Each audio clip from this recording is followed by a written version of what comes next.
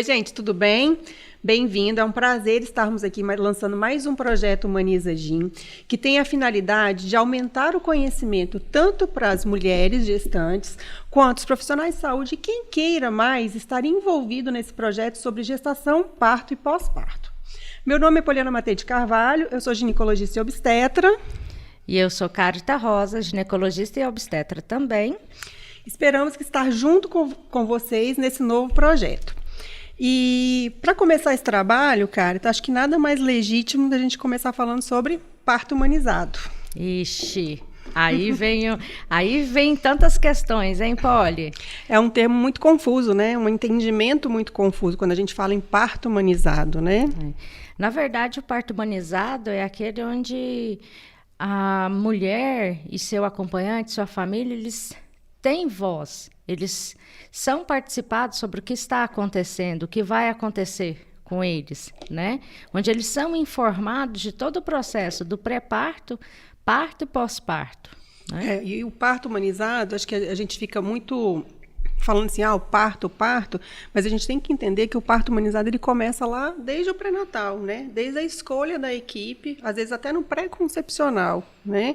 Então, assim, essa abordagem humanizada, que depois a gente vai explicar um pouquinho sobre esse termo, tem que começar lá da frente, né? Lá de trás, na verdade, né? Do pré-concepcional, pré-natal, para que a gente tenha um desfecho favorável nesse parto, né, Cátia? Com certeza. Existe uma grande confusão sobre parto humanizado. Parto humanizado é aquele parto realizado na água, ou um parto domiciliar, ou um parto sem uma equipe de saúde. E não é isso. O parto humanizado, ele também é. Ele pode ser domiciliar, ele pode ser um parto na água, ele pode ser um parto com uma equipe de enfermagem, obstetriz, que não tem o médico obstetra, mas antes de tudo é um processo onde a família, a gestante, ela está informada, ela sabe sobre o passo a passo que é do pré-concepcional, gestação e parto também. Que ela tem autonomia de escolha, isso, né? A mulher ela tem que ter, a família, né? Tem que ter autonomia de escolha. Mas para que ela tenha essa autonomia de escolha, é importante que ela conheça todo esse processo. E aí parte da equipe e dela. Eu sempre falo, Carita, o seguinte, para todas as pacientes, que toda paciente tem direito a um pré-natal e um parto humanizado, né? Esse termo humanizado. Mas é dever dela correr atrás e estudar. Porque nós não somos os detentores de todo o saber. A gente também tem defeitos, a gente falha. Então, às vezes, uma coisa que a gente fala aqui pode não estar correta ou não ser da concepção daquela paciente. Então, cabe a ela trazer para a gente a informação dela e a gente discutir. Então, acho que a humanização, de um modo geral, é isso, né? Tanto no pré-concepcional, pré-natal e parto, é que a mulher tenha autonomia, mas para ela conseguir ter essa autonomia em todas as áreas da nossa vida, não necessariamente no parto, a gente precisa conhecer todo aquele processo. Eu concordo. E assim, e a gente tem que entender uma coisa. Todos nós somos responsáveis.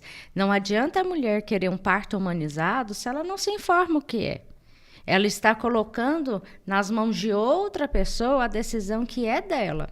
Assim como o médico também tem a obrigação de informar para aquela família, com as palavras que aquela família consiga entender sobre o que é o processo, essa família também tem a obrigação de ler, ver documentários, estudar e saber o que está acontecendo com ela.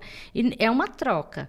Não é, olha, isso aqui é responsabilidade sua. É uma divisão, é uma troca de informações.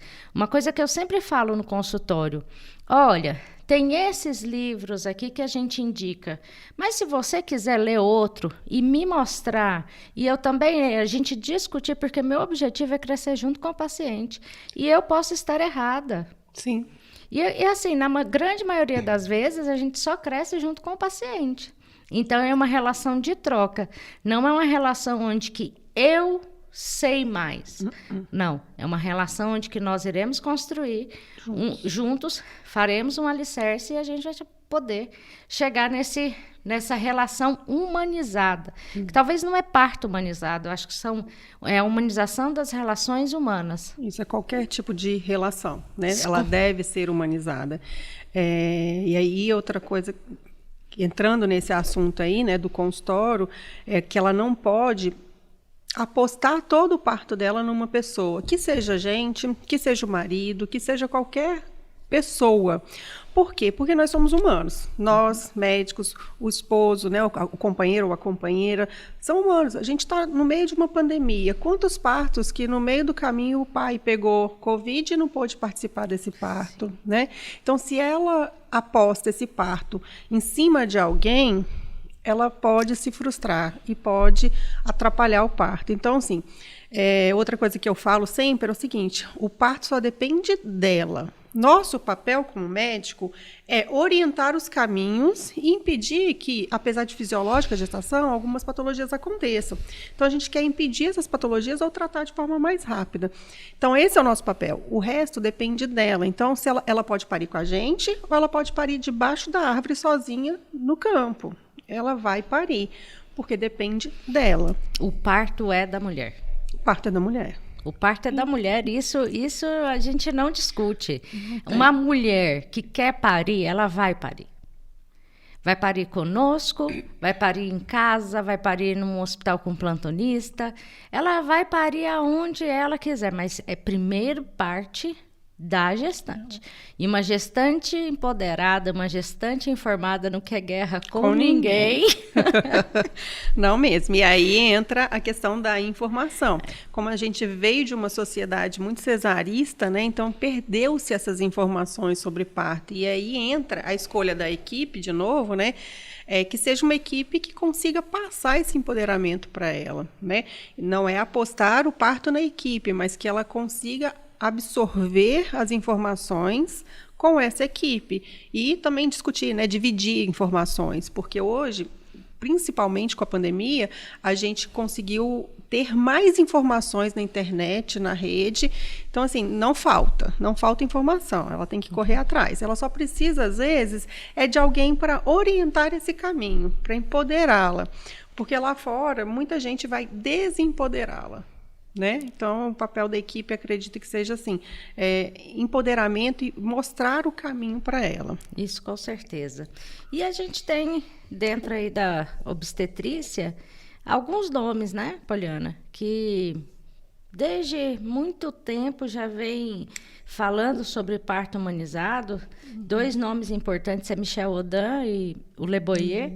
Le Boyer já se falava da prática do parto na penumbra, porque ele já percebia que era importante aquele ambiente mais calmo. Para a fisiologia da liberação hormonal. Né?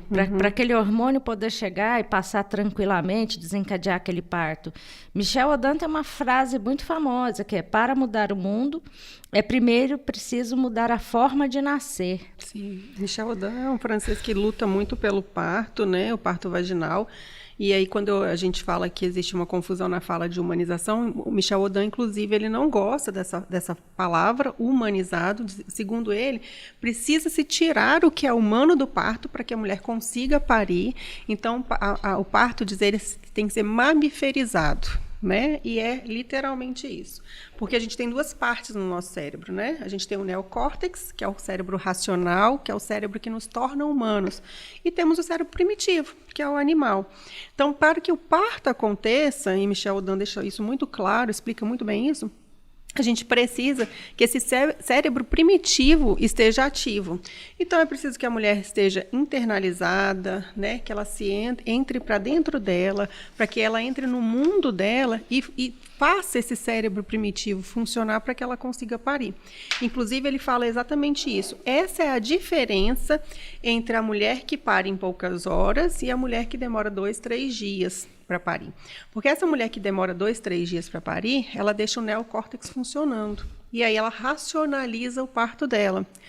E a mulher que né, esquece o mundo lá fora, né, que não se preocupa com o que está acontecendo, que internaliza mesmo, que entra para dentro de si, ela para em poucas horas. Então, eu acho essa fala, esse aprendizado do Michel Odan algo que é sensacional. É isso mesmo. Porque é uma coisa que a gente observa, né, Poliana? A ocitocina, que é o hormônio do amor, ela não chega no meio da balada. A ocitocina é um hormônio que é um hormônio discreto. Para ele tímido, para ele começar a fazer efeito, ele vem devagarzinho, sorrateiro. Então, se você não tem uma gestante que está tranquila, que está descansando, que deixa o cérebro, que relaxa, ela não vai entrar em trabalho de parto. Ou será um parto distóxico.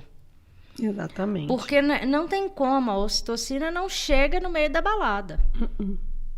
Né? Não mesmo. A ocitocina ela é muito tímida, né? Que eu falei. Então, qualquer...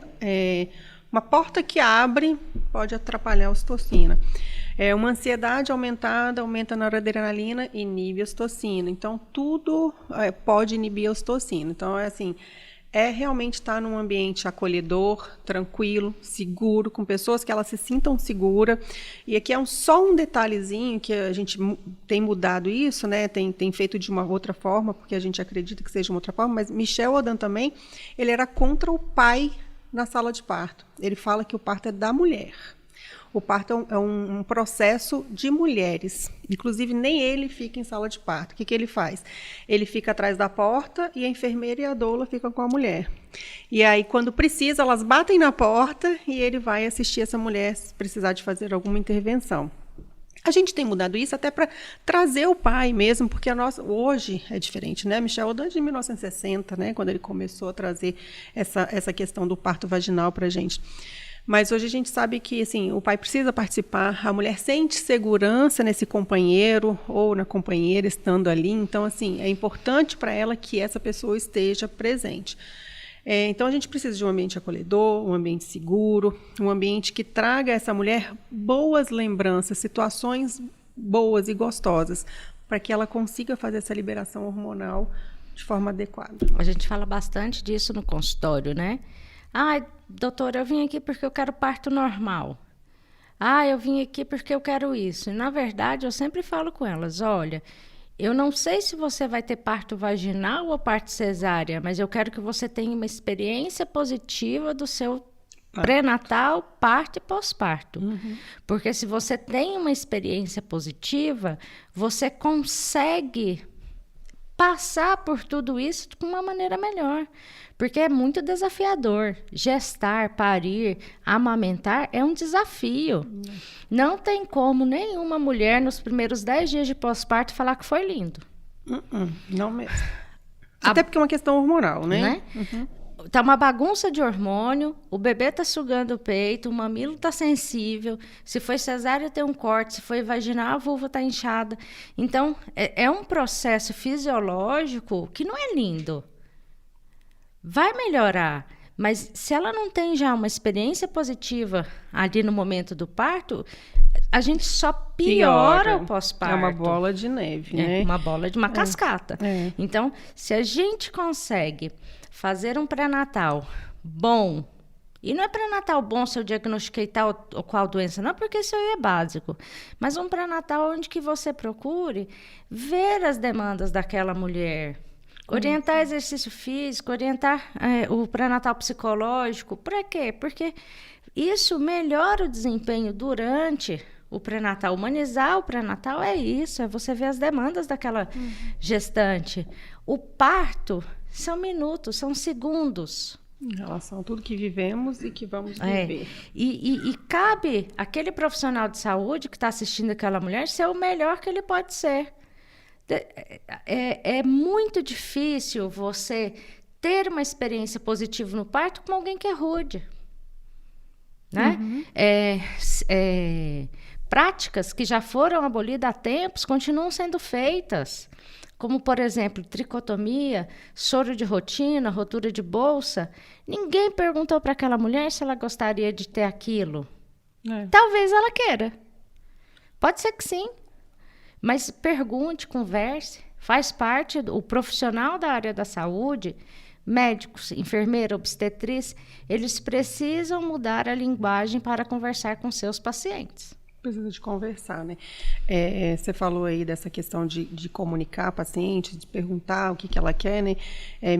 Me veio aqui à cabeça o seguinte: quando o parto passou, né, de ser um parto feito de parteiras e passou a ser hospitalizado, a paciente hospitalizada, ninguém perguntou a essa mulher se ela realmente queria ser hospitalizada, né? Então, assim, penso que o médico, como acreditava que era o detentor do saber, que ele sabia mais, e que ele queria era salvar, entre aspas, essa mulher.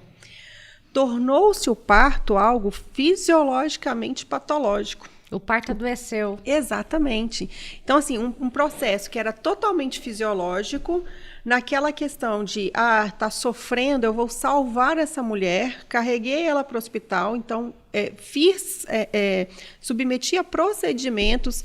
O fórceps foi um dos primeiros procedimentos, né? Depois veio a anestesia, que era o sono crepuscular, que a mulher paria sem consciência nenhuma. Nossa, olha, isso é um parto humanizado. Então, assim, o termo parto humanizado entra em conflito aí também, porque considerava-se um parto humanizado a mulher usar o fórceps e o sono crepuscular. Mas será que alguém perguntou a essa mulher o que ela queria? O que fizemos? E aí eu coloco a gente, porque nós somos médicas também. O que nós fizemos com a paciente? Nós infantilizamos, colocamos a paciente como: você não entende nada do seu corpo, quem entende sou eu, então aqui quem manda sou eu, é o que vou fazer. Graças a Deus, né, esse movimento vem mudando, a gente vem entendendo, nós como mulheres agora estamos entendendo que nós somos donas do nosso corpo, nós podemos entender a nossa fisiologia, nós podemos estudar sobre ela e definir o que a gente quer no nosso corpo.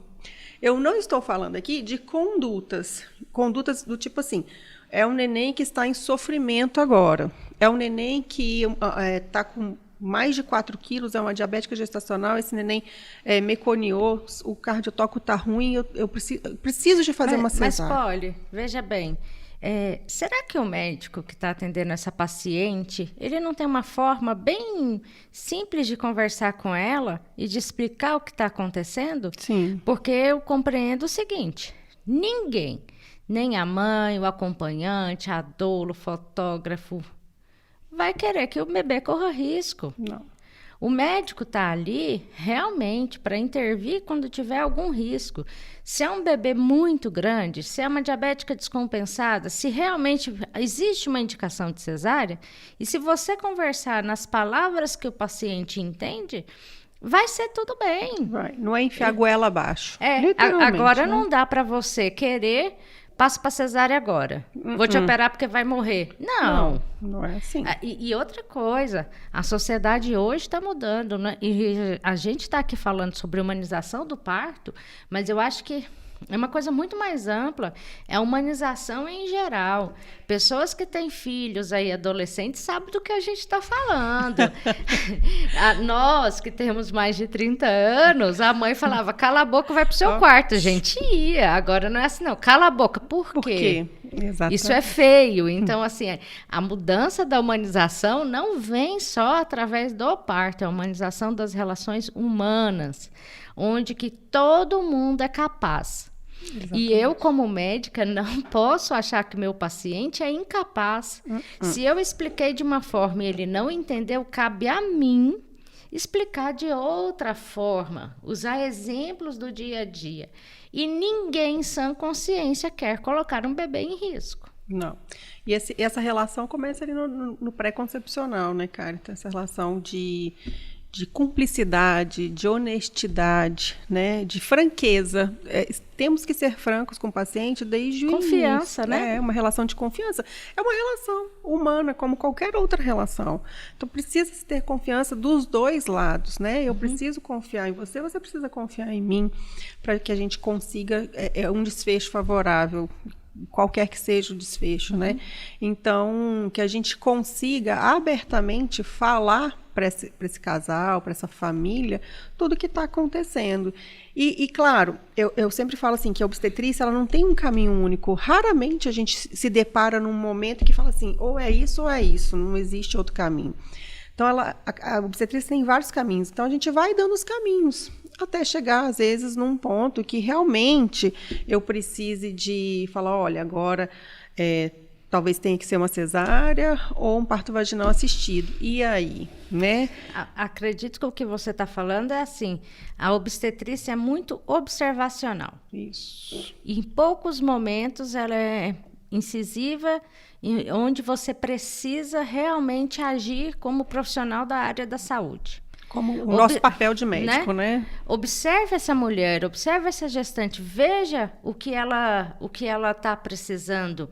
Às vezes pode ser um parto distóxico, onde você não precisa ligar uma ocitocina, às vezes você precisa conversar com essa gestante e ver onde que a cabeça dela está travando. Exatamente. Às vezes pode ser um pensamento. Então, às vezes ela foi lá no parto dela. O parto anterior. Da mãe também. A mãe pariu e com 5 centímetros ela parou de dilatar. E a gente tem que trazer ela, o parto é seu. Ou às vezes essa gestante, ela não quer parir porque ela não quer virar mãe. Ela vai sair do papel de filha. Uhum. Então, são muitas coisas Nuances. que a gente precisa observar e ver onde podemos agir, de qual forma. E, principalmente, olhar essa mulher, observar. Uma mulher em trabalho de parto é lindo demais. E ela, com o corpo dela, sabe o que precisa fazer. Nós somos suspeita de falar, né? Com certeza. Ô, trem lindo. Uma pergunta. O que você acha sobre tecnologia e parto? A tecnologia eu acho que é muito boa, né? Mas a gente tem que usar de forma racional. Eu penso que, assim, a medicina veio evoluindo e tem um propósito nisso. O que é o propósito? Melhorar a vida, né? A vida dessa mãe, desse bebê, falando no nosso meio, né? Então, melhorar a integridade física mesmo dessa mãe, desse bebê. Mas ela precisa ser usada de forma racional. Então, assim, episiotomia para todo mundo? Não tem necessidade. A gente sabe, a OMS fala que só 10% dos partos necessitam de episiotomia. Ocitocina para todo mundo? Não tem necessidade. Nos partos distóxicos que necessita de ocitocina, que a gente já tentou captar tudo o que aconteceu e não conseguiu, e aí vai precisar de ocitocina? Ok.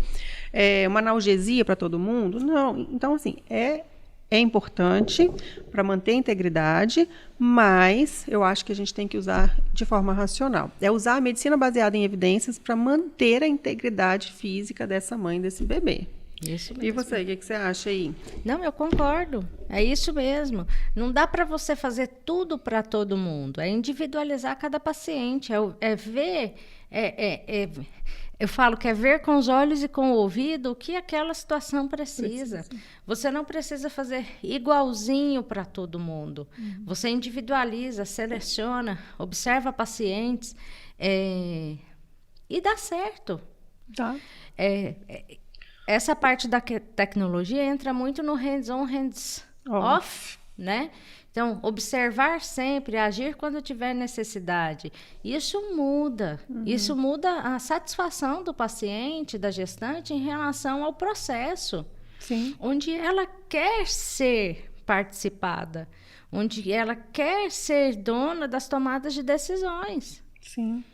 O problema é que, aí eu vou por um outro lado, Carita, agora, assim, em relação à tecnologia.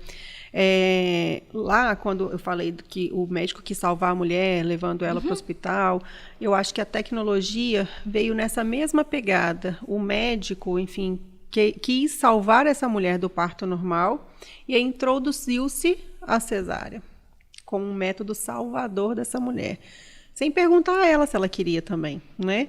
E por isso que eu acho que hoje nós somos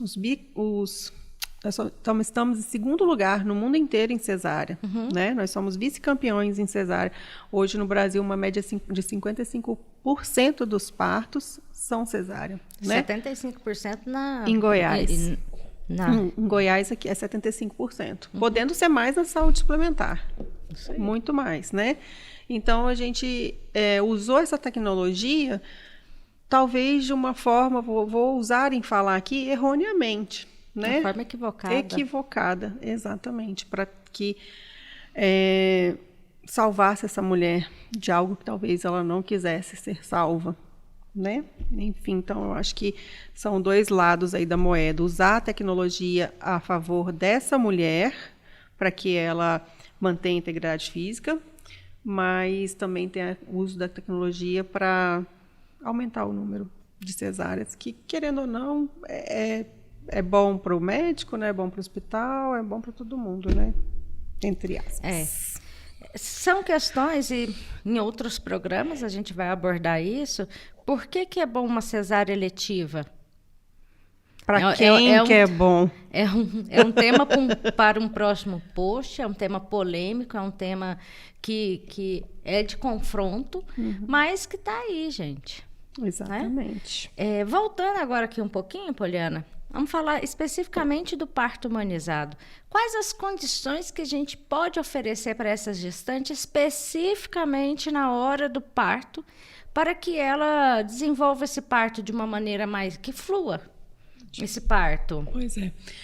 Aí eu penso assim, a gente já conversou com essa paciente no pré-natal, né? A gente já fez o plano de parto, então a gente já tem uma ideia do que ela deseja nesse plano de parto.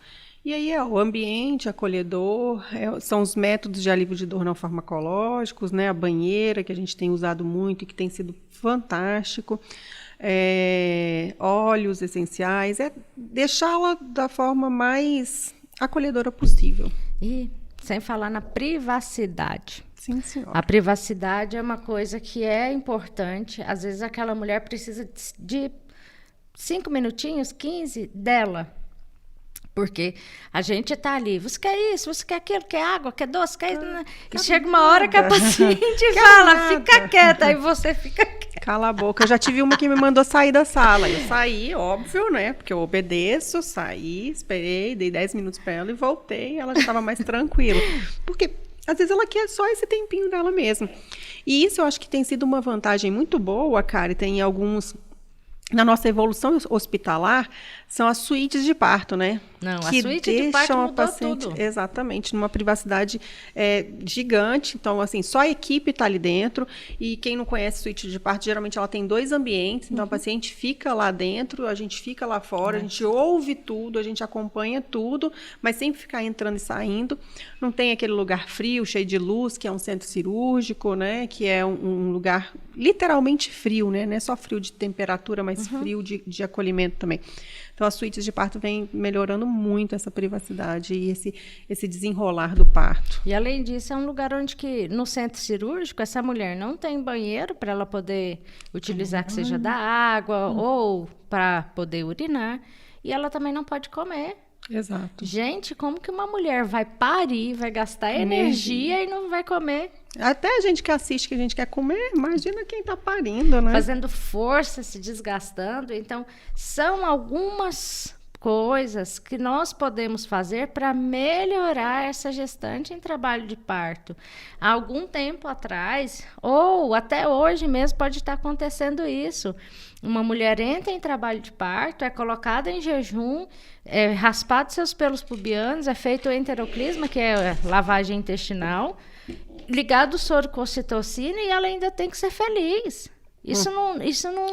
Essa prática, hoje, em 2022, era totalmente arcaica, proscrita. Claro que às vezes a gente vai precisar de ocitocina, vai. Às vezes, temos que individualizar a paciente. Eu já ouvi falar num termo de... Eu não faço parto humanizado, eu faço parto agilizado. Isso é totalmente contra a fisiologia da mulher. Que experiência que essa mulher vai ter. Então, acredito eu que uma mulher com uma experiência positiva do parto, ela também, no futuro, como cidadã, ela vai ser uma pessoa com uma bagagem. A gente melhora essa mulher, ela se torna mais confiante, ela se torna mais forte. E aí entra a frase do Michel Odan, né? Para mudar o mundo, primeiro tem que mudar a forma de nascer. Sim, você muda, às vezes a pessoa acha que não pode nada, e de repente ela ela desperta para um mundo que ela nunca pensou em conhecer. Ela sabe quem ela é, ela toma a força dela. né? E ela se torna mais forte. Exatamente. Então, pensando até em pós-parto, como essa mulher vai se realizar na vida, o parto muda a vida de muitas mulheres. Sim, com o certeza. parto é uma travessia, é um marco. E é muito duro, né, Carta, a gente ouvir essas questões assim de o parto agilizado, eu não faço parto humanizado, eu não faço isso. Às vezes até um preconceito contra o nosso trabalho. E aí a gente pensa assim, não existe política pública. E está muito enganado, né? Porque o Brasil, desde da década de 80, existem políticas, programas de assistência ao pré-natal, ao parto, ao pós-parto, que viabilizam, que orientam os profissionais que estão nesse cenário sobre a humanização. Né? Então, assim, a gente tem um programa de assistência à mulher, à gestante e a mãe canguru, né? A mãe canguru. A gente tem o programa de humanização do parto e nascimento, né? Então, assim, humanização do pré-natal e nascimento de 2000. Então, assim, a gente tem um monte de programa desde então que vem tentando colocar na nossa cabeça que isso é o melhor, que isso é importante, né? Que a paciente tenha uma boa experiência desse parto. Então, é muito duro para a gente ouvir de certas pessoas, né, que não faço parto humanizado. Todo parto precisaria ser humanizado, né? Mas aí a gente entra talvez numa seara aí que é mais complexa. Porque não adianta só ter um projeto, você tem que treinar as pessoas as quais vão participar desse projeto. Faculdades de medicina ainda são arcaicas. Sim. Faculdade de medicina ainda tem o doutor, os alunos e os pacientes. Não existe essa horizontalização da saúde. Então, se você não tem uma equipe coesa, que trabalha com os mesmos objetivos, se você tem pessoas que não estão na mesma vibe, isso nunca vai acontecer. Não, e a gente na residência mesmo, você aprendeu a fazer parto na água na residência? Não. Não sei nem o que é isso da residência, né? Acho que hoje só o Sofia Feldman, que é o único que tem residência, que tem banheiro, acho que são 4, 5 banheiras no Sofia, e o resto não tem. Então, assim, a gente aprendeu a ser essa pessoa, né, que intervém, porque o médico ele é para intervencionar, né? Infelizmente, né? Então é isso, pessoal. Obrigada por estar aqui com a gente. Espero que tenham gostado e aguarde que tem muito mais novidade por aí. Um abração. Beijo. Beijo. Obrigada, Polly.